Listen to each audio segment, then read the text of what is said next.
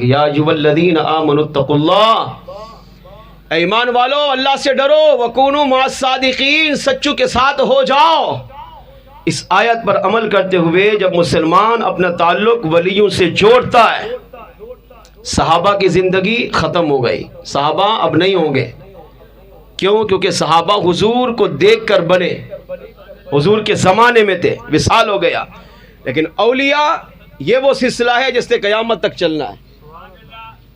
ان کا دامن اور علماء اہل سنت کا دامن، ان دونوں باتوں پر آج بھی ہم عمل کر سکتے ہیں۔ اور جب مسلمان عمل کرتا ہے تو اسے کیا کیا برکتیں ملتی ہیں، اس روایت سے سمجھیے۔ غوث اعظم جیلانی رحمۃ اللہ تعالی علیہ کے دور میں ایک بزرگ تھے جن کا نام تھا شیخ حماد رحمۃ اللہ تعالی علیہ۔ یہ اپنے زمانے کے بہت بڑے ولی، بہت بڑے شیخ، بہت بڑے شہنشاہ تھے۔ ان کا ایک مرید تھا جس کا نام تھا ابو المظفر۔ ان کا کام تھا تجارت کرنا۔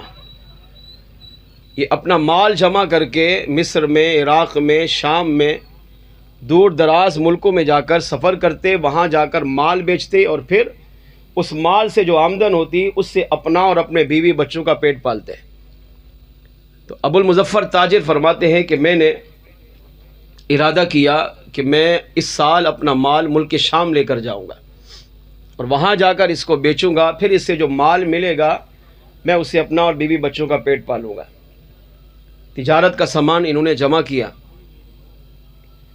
اور پھر یہ اپنے مرشد کے پاس آئے۔ یہ طریقہ ہمارے ہاں بھی الحمدللہ رائج ہے، یہ طریقہ ہم نے شروع نہیں کیا، وہیں سے چلا آ رہا ہے کہ ہمارے ہاں بھی کچھ لوگ یہ سب نہیں کرتے، کچھ ایسے ہوتے ہیں جو دور کے سفر پر، لمبے سفر پر جا رہے ہوں تو سفر ویسے ہی آزمائش ہے، سفر میں کچھ بھی ہو سکتا ہے، تو اب وہ یا تو کسی نیک بندے کے پاس چلے جائیں گے یا کسی مزار پہ چلے جائیں گے، یا کہیں بھی نہ جائیں تو اپنی ماں کے پاس آ جائیں گے کہ آپ دعا کر دیں، سفر پہ جا رہا ہوں، سفر خیریت سے گزرے۔ یہی طریقہ اس دور میں بھی تھا۔ اب ابو المظفر تاجر کہتا ہے کہ میں اپنے مرشد شیخ حماد علی رحمہ کی بارگاہ میں حاضر ہوا اور اپنے مرشد کو جا کر پورا مسئلہ سمجھایا کہ میں ملک شام جانا چاہتا ہوں، تجارت کرنا چاہتا ہوں، مال جمع ہو گیا، تیاری مکمل ہے، آپ کی بارگاہ میں دعا لینے کے لیے آیا ہوں، آپ اجازت دیں میں یہاں سے ملک شام جاؤں، اپنا مال بیچوں، خیریت سے جاؤں، خیریت سے واپس آؤں۔ شیخ حماد رحمۃ اللہ تعالی علیہ نے مراقبہ کیا، سر جھکایا، آنکھیں بند کی اور تھوڑی دیر کے بعد سر اٹھا کر اپنے مرید ابو المظفر سے کہنے لگے کہ ابو المظفر تم سفر پہ نہ جاؤ۔ وہ بڑا حیران ہوا، کہا حضور اجازت دے، فرمایا سفر پہ مت جاؤ۔ اب سچا مرید وہ ہوتا ہے کہ اگر پیر منع کر دے تو بس رک جائے، سمجھ میں آئے یا نہ آئے، اگر آپ اپنے مرشد کو کامل سمجھتے ہیں تو مرشد نے روکا تو رک جائیں، کیونکہ مرشد وہ دیکھ رہا ہوتا ہے جہاں میں اور آپ بھی نہیں دیکھ سکتے۔ عام انسان کی نظر جہاں ختم ہوتی ہے نا، مرشد کامل کی نظر وہاں سے شروع ہوتی ہے۔ مگر اب تیاری مکمل ہے اور مکمل تیاری کے بعد پھر رکنا آپ بھی سمجھتے ہیں یہ مشکل ہے، بہت مشکل ہے، آسان نہیں ہے۔ تو عرض کیا کہ حضور وجہ بتا دیں کیوں نہ جاؤں؟ تو آپ فرمانے لگے نہ پوچھتے تو بہتر تھا، مگر تم ضد کر رہے ہو تو سنو، اگر تم ملک شام گئے تم خیریت سے پہنچ جاؤ گے، مال وہاں بیچو گے، تمہیں نفع بھی بہت ہوگا، مگر جب واپس پلٹو گے تو راستے میں ڈاکو تم پر حملہ کریں گے اور تمہیں تمہارا مال بھی چھینیں گے اور آخر میں تجھے قتل بھی کر دیں گے۔ اب مرشد کو کیسے پتا چلا؟ مرشد نے آنکھیں بند کر کے لوح محفوظ پر اس کی تقدیر میں دیکھا۔ انسان جب پیدا ہوتا ہے تو اس کی پیدائش سے پہلے ماں کے پیٹ میں جب وہ 120 دن کا 4 ماہ کا ہوتا ہے تو اس وقت سے اس کی تقدیر لکھ دی جاتی ہے کہ اس نے پیدا ہونے سے لے کر مرتے دم تک پوری زندگی کیسے گزارنی ہے، سب کچھ اللہ کے ہاں لکھا ہوا ہے۔ ہر ایک وہاں نہیں پہنچ سکتا، لیکن اللہ کے نیک بندے، انبیاء، اولیاء، صحابہ، اہل بیت، شہداء، یہ وہ لوگ ہیں جن کو اللہ نگاہ بصیرت عطا کرتا ہے کہ یہ زمین پر بیٹھے ہوئے بھی ان لوگوں کی تقدیر کو پڑھ لیتے ہیں. تو فرمایا میں نے تیری تقدیر میں دیکھا، تیری تقدیر میں یہی لکھا ہے جائے گا خیریت سے، مال بیچے گا، نفع بھی اچھا ہوگا، لیکن جب واپس پلٹے گا راستے میں ڈاکو حملہ کریں گے، مال بھی چھینیں گے، آخر میں تجھے بھی قتل کر دیں گے. اب جان پیاری ہو تو مت جا. اب جب یہ سارا واقعہ سنا، وجہ سنی، سمجھ میں بھی آئی، تو اب رک گیا. اب اپنے مرشد کی درسگاہ سے باہر نکلا، آستانے سے باہر نکلا تو غمزدہ تھا، رنجیدہ تھا کہ میں نے تو کیا سوچا تھا، میرے ساتھ کیا ہو گیا. اپنے گھر کی طرف جانے لگا تو ابو المظفر تاجر کہتا ہے میں تھوڑا آگے گزرا تو سامنے سے شیخ عبد القادر جیلانی تشریف لا رہے تھے. غوث اعظم جیلانی علیہ الرحمہ نے مجھے دیکھا، قریب بلایا، سلام دعا ہوئی، فرمانے لگے ابو المظفر کیا ہوا، غمزدہ ہو، پریشان ہو، منہ لٹکایا ہوا ہے، خیریت تو ہے؟ تو ابو المظفر کہتے ہیں میں نے پورا ماجرا غوث اعظم جیلانی کے سامنے پیش کر دیا. اس طرح جانا چاہتا تھا، تیاری ہو چکی ہے، مرشد سے دعائیں لینے کے لیے گیا مگر مرشد نے منع کر دیا. وجہ جاؤ گے تو مال بھی جائے گا، جان بھی جائے گی. اب یہ بات بالکل 100%، 120% درست، حق اور سچ. مگر شیخ عبد القادر جیلانی رضی اللہ تعالیٰ عنہ کی ذات پر قربان، آپ نے ارشاد فرمایا سر اٹھا. اس نے سر اٹھایا، فرمایا میری آنکھوں میں آنکھیں ڈال کے دیکھ، تو کیا چاہتا ہے، جانا چاہتا ہے؟ کہا جانا چاہتا ہوں. فرمایا اچھا. ادھر بھی مرشد ہے، ادھر بھی مرشد ہے، یہ بھی کامل ہے، یہ بھی کامل ہے. ایک مرشد کہہ رہا ہے مت جا، جاؤ گے انتقال ہوگا، مال بھی جائے گا. ان ولیوں کا شہنشاہ اللہ نے غوث اعظم جیلانی کو بنایا ہے، اور شہنشاہ کی شان دے کے اپنا پیر منع کر رہا ہے. مگر غوث اعظم جیلانی علیہ الرحمہ نے فرمایا ابو المظفر جانا چاہتا ہے، جاؤ. خیریت سے؟ فرمایا ہاں خیریت سے جاؤ گے، خیریت سے آؤ گے. اپنے مرشد کی بات میں بھی یقین، مگر غوث اعظم جیلانی کی بات پر اس سے بھی بڑا یقین تھا. گھر گیا، تیاری کی، المختصر رخت سفر باندھا. سفر کرتے کرتے کرتے کئی مہینوں کے بعد بغداد سے چلا اور ملک شام پہنچا. مال بیچا، بہت اچھا نفع ہوا، پہلے سے بھی بہت بہتر ہوا. سونے، ہیرے، جواہرات، چاندیاں، سکے، دینار، درہم، مال اپنا جمع کر کے واپس لوٹا. راستے میں ایک جگہ پڑاؤ کیا، دوپہر کا وقت تھا. دیکھا تھکاوٹ بہت زیادہ ہے، سواری تھک چکی ہے، میں بھی تھک چکا ہوں. درخت کے نیچے دوپہر کا وقت تھا، ٹھنڈی ہوا چل رہی تھی، چھاؤں تھی، سواری کو باندھا، کہا میں سوتا ہوں. سو گیا. اب خواب دیکھا. کیا خواب دیکھا؟ ڈاکو نے اس پر حملہ کیا ہے.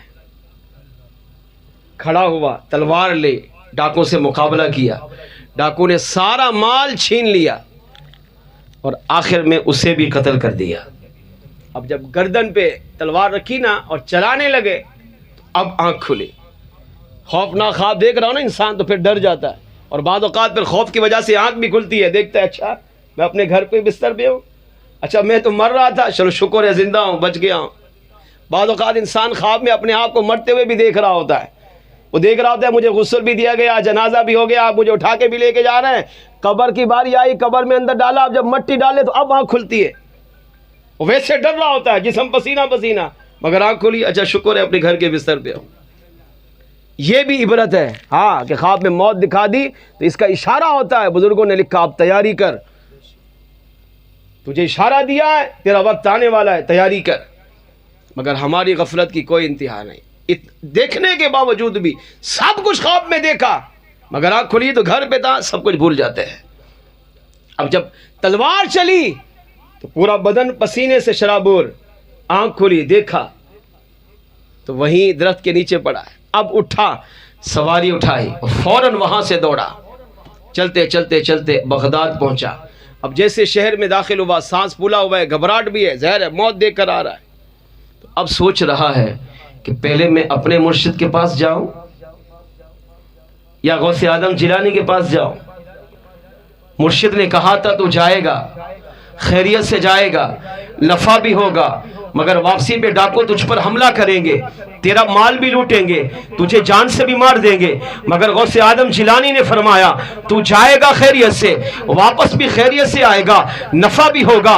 اب بات تو غوث اعظم جیلانی کی سچی ثابت ہو گئی، میں خیریت سے گیا، مال بیچا، نفع کمایا، خیریت سے واپس لوٹا۔ اب کھڑے کھڑے سوچ رہا ہے کہ اپنے مرشد کے پاس جاؤں یا غوث اعظم جیلانی کے پاس جاؤں۔ ابو المظفر تاجر کہتا ہے میرے دل نے کہا پہلے مرشد کے پاس جا، کیونکہ مرشد نے کہا تھا تو جا کر واپس نہیں آ سکے گا، راستے میں مر جائے گا، مگر میں واپس آ چکا ہوں تو میں مرشد کے پاس جا کر انہیں جا کر بتاؤں گا آپ نے کہا تھا مر جاؤں گا، مگر دیکھیں میں زندہ سلامت واپس لوٹا ہوں۔ ابو المظفر کہتا ہے اب میں نے اپنے قدم کو اٹھا کر اپنے مرشد شیخ حماد علی رحمہ کی درسگاہ میں داخل ہوا تو مرشد نے جیسے ہی مجھے دیکھا تو غیب کی خبر دیتے ہوئے فرمایا ابو المظفر میرے پاس مت آ، عبد القادر جیلانی کے پاس جا، میں نے تجھے جو کہا تھا وہ بھی حق اور سچ تھا، عبد القادر کے پاس جا، کیونکہ اللہ کریم نے شیخ عبد القادر جیلانی کی برکت سے تیری اس حقیقت کو خواب میں تبدیل فرما دیا۔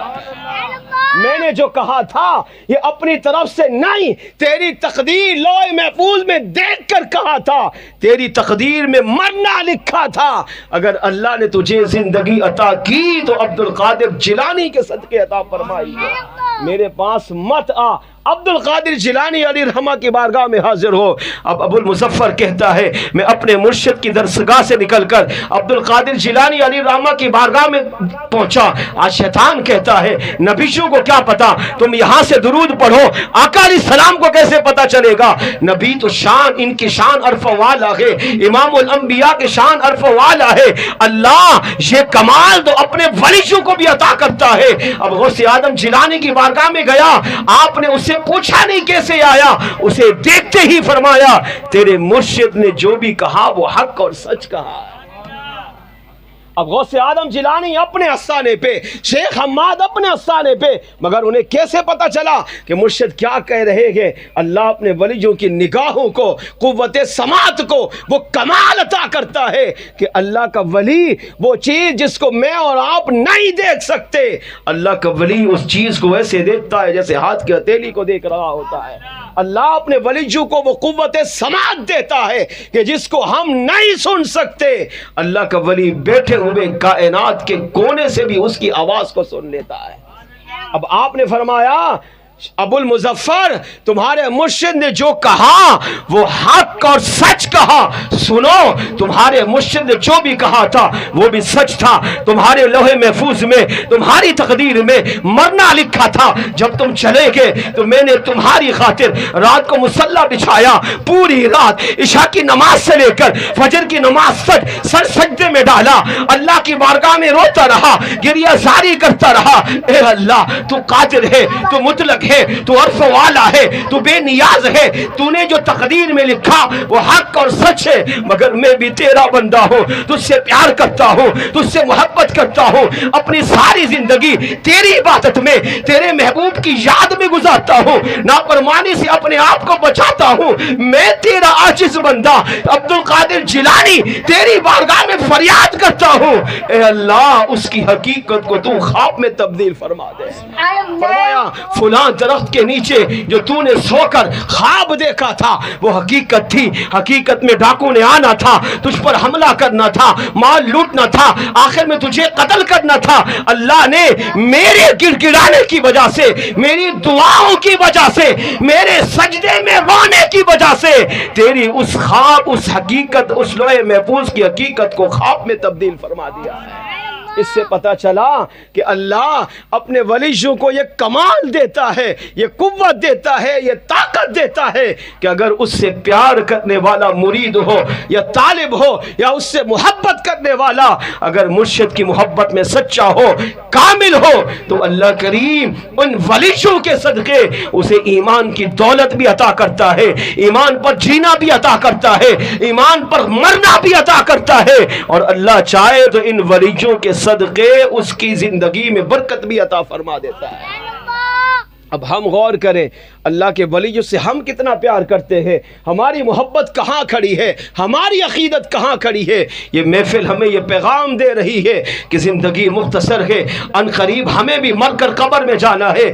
اگر ہم چاہتے ہیں، ہر مسلمان چاہتا ہے میری دنیا اچھی ہو، قبر اچھی ہو، آخرت اچھی ہو، اس کا بہترین طریقہ اللہ کے صحابہ، اللہ کے محبوب کے صحابہ سے، حضور کے اہل بیت سے، حضور کی امت کے اولیاء سے، علماء سے، شہداء سے، صدیقین سے، صالحین سے سچی محبت کریں، ان کے عقائد کو اپنا عقیدہ بنائیں، ان کے اعمال کو اپنے آپ پر ناپس کر کے ان کی محبت میں زندگی گزاریں گے تو اللہ ان ولیوں کی برکات ہمیں دنیا میں بھی عطا فرمائے گا، کب وہ آخرت میں بھی عطا فرمائے گا۔ آئیے مل کر آپ بھی غوث اعظم کے ذکر میں شامل ہو جائے۔ یہ شان ہے غوث اعظم کی، یہ شان ہے غوث اعظم کی، سرکار کا عالم کیا ہوگا، یہ شان ہے غوث اعظم کی، یہ شان ہے غوث